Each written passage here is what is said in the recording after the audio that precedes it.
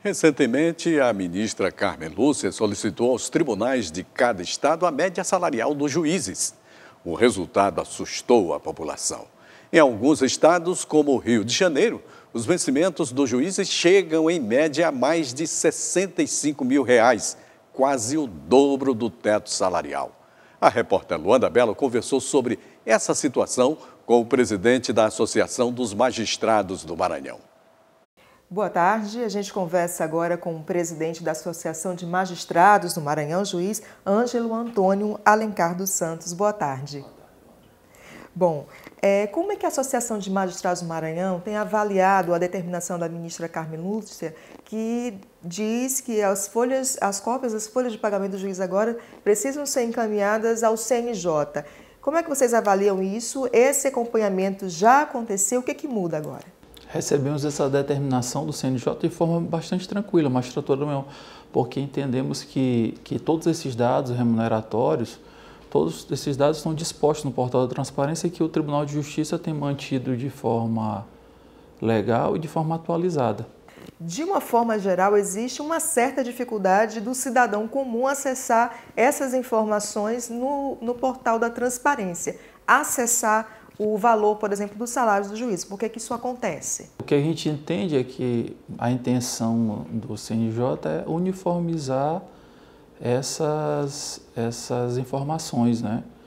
Trazer criar um sistema em que facilite o entendimento da obtenção dessas informações. Por que alguns juízes recebem salários astronômicos? Primeiro que tem que se deixar bem claro que esses casos são casos esporádicos e eventuais. Certo? No caso do Mato Grosso, ficou, pelo que nós tomamos conhecimento pelos mais diversos meios de comunicação, é que determinados juízes trabalharam por algum período, 10 a 15 anos, por comarcas de entrância superior, ou seja, com uma demanda processual maior e que deveriam receber essa diferença por trabalhar em uma comarca com demanda processual superior, e eles não receberam essa diferença salarial de entre 5% a 10% que deveriam receber. Então, se você colocar uma contagem entre 10 a 15 anos, houve um determinado momento, depois de uma decisão administrativa, para que houvesse esse pagamento, ou seja, esse ressarcimento desse período em que eles não receberam. Então, esse é um recebimento esporádico e eventual. Esse magistrado ele não vai mais receber esse valor nos próximos meses. Ainda que esses valores astronômicos aconteçam eventualmente, a gente sabe que o subsídio do salário do juiz não pode ultrapassar o teto do salário dos ministros.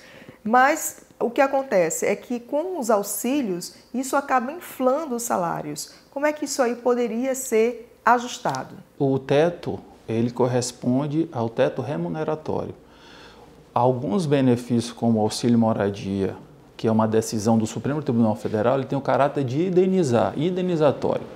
Então, essas verbas indenizatórias é que não entram no cômputo desse teto. Então, o senhor concorda que deva haver realmente uma discussão sobre os subsídios, sobre os auxílios, uma vez que é o judiciário que dá o start no reajuste dos demais servidores?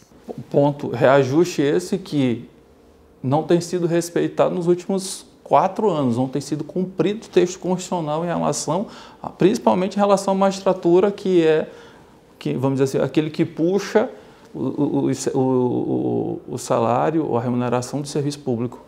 Não tem sido respeitado. Agora, é por isso que no momento de crise, de dificuldade, tem sido discutido isso.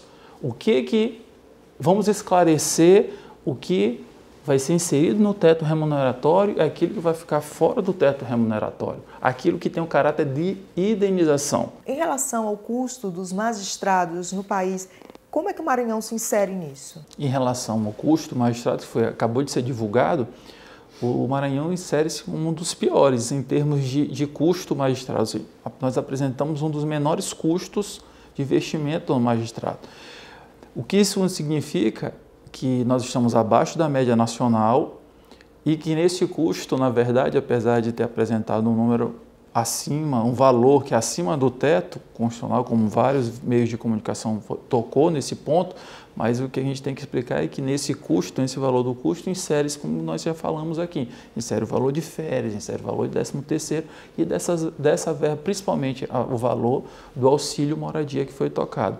A gente agradece então aqui os esclarecimentos do presidente da Associação dos Magistrados do Maranhão, juiz Ângelo Antônio Alencar dos Santos. Muito obrigada. Agradeço. Obrigado.